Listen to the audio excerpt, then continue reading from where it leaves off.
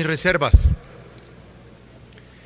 pero quiero empezar por un comentario que me hacía un querido compañero de bancada, el senador Juan Fernández Navarro.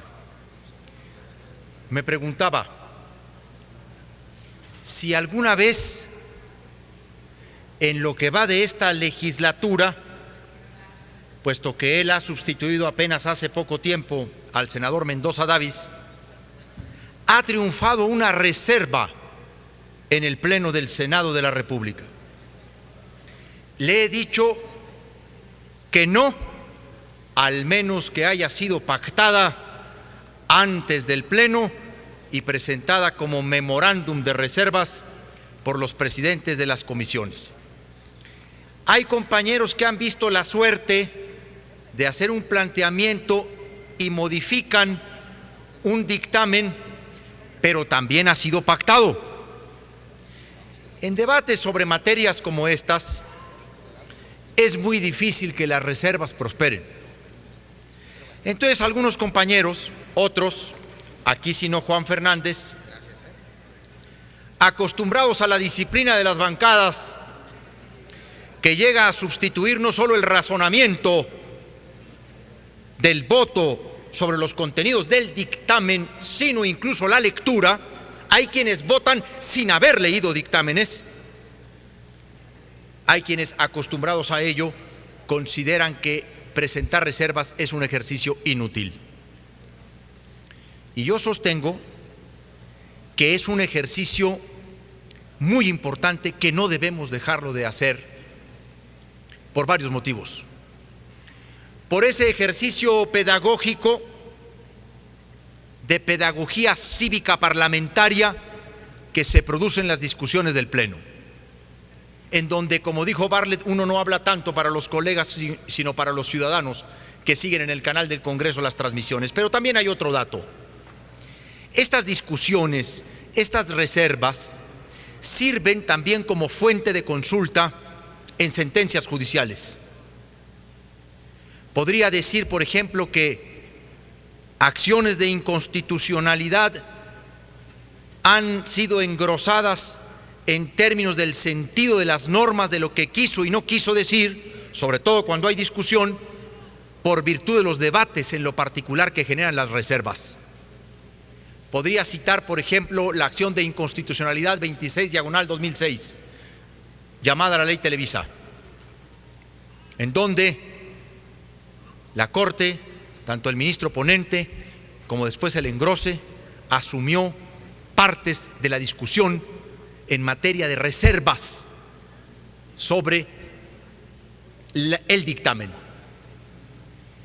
Hablando de ello, debiéramos intentar, no sé si existe el número para ello, de integrar el suficiente para presentar una acción de inconstitucionalidad sobre varios de los artículos de esta ley, si es promulgada por el Ejecutivo Federal, por violentar varios artículos de la Constitución, por desapartarse incluso del contenido del artículo 6º de la Constitución y del artículo 1º de la Constitución. Me refiero a dos grandes reformas, a la de telecomunicaciones y a la de derechos humanos, en términos de hacer que en todo tiempo, en todo momento, la interpretación de las normas favorezca a la persona, cosa que la minuta no logra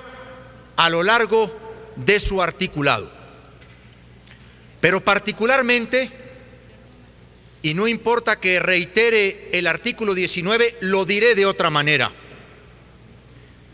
Cuando el artículo 19 exceptúa a los medios de comunicación del deber de la réplica, teniendo al Estado, a las instituciones públicas, como el emisor, como la fuente de la información, está decretando una impunidad para los medios y sobre todo para el Estado, principal emisor, no solo de información, sino de dichos en los medios de comunicación. Cuando el artículo 19 dice que un medio de comunicación puede negarse a llevar a cabo la publicación de la réplica cuando la misma verse sobre información oficial que en forma verbal o escrita emita cualquier servidor público y que haya sido difundida por una agencia de noticias o medio de comunicación, está volviendo impune a los actores del Estado, a los poderes de la Unión, a los niveles de gobierno. La disposición es gravísima, porque todos sabemos que en el conjunto de las noticias es el Estado el gran emisor de boletines, de comunicados, de declaraciones, de edictos, de desplegados de noticias. De ahí que la presencia de esta excepción sea en realidad una burla al ejercicio del derecho de réplica, porque la ley no prevé ningún otro mecanismo para resarcir al ciudadano cuando el Estado es el emisor, como la excepción de que el medio no se responsabilice de la réplica cuando la información provenga de una agencia de noticias y haya sido citada. Todos los medios de comunicación celebran contratos con las agencias de noticias que publican o retransmiten. Pero se olvida también que en esta nueva excepción está el Estado, porque una de las agencias más importantes a la que recurre la mayoría de los medios de comunicación es la Agencia de Noticias del Estado mexicano, Notimex. Por una doble vertiente, la minuta pretende crearle una impunidad al Estado a través de diversos actores. Por eso digo que se aparta de lo que México ha convenido en materia de tratados internacionales. Por supuesto, se aparta del artículo 14 del Pacto de San José de Costa Rica. Por supuesto, se aparta del artículo 6 en materia de derechos de las audiencias. Por supuesto, se aparta del artículo 1 de la Constitución, porque lo que han hecho es relativizar un derecho humano fundamental. Los defensores de las audiencias que cité al principio de mi intervención en lo general señalaron las deficiencias del dictamen en varias cosas. Los defensores de las audiencias criticaron la judicialización en extremo, el procedimiento farragoso y dejar a cargo del ciudadano la carga de la prueba. Que tenga que llevar él ante el medio y ante el juez en las dos distintas etapas, o la copia de la grabación de radio o de televisión, o la del periódico, que eso es lo más fácil de conseguir. Los defensores de las audiencias pusieron énfasis en el artículo 19, la cantidad de opciones que la minuta concede a los medios obligados para negarse a llevar a cabo la difusión de la réplica. Dijeron, es muy elevada. Bartlett dice que él eliminaría todas las fracciones. Yo creo que hay por lo menos 4 que podrían quedarse, pero bien lo dijo Dolores Padierna, hay 2 que son inadmisibles para el decoro del Senado de la República en el momento que vive el país, cuando el Estado actúa como fuente o cuando la información procede de una agencia de noticias. Dejar plasmado esto en la minuta, ahora sí, desprestigia a todo el Senado o a la mayoría que lleve a cabo la aprobación de esta minuta. Los plazos también fueron criticados por los defensores de las audiencias. Lo vuelven ineficaz al derecho de réplica, dijeron, porque podrían ser tan largos que cuando el juez falle a favor del promovente, el derecho de réplica haya perdido su objetivo de reparar el agravio a la honra y el buen nombre causado con la publicación.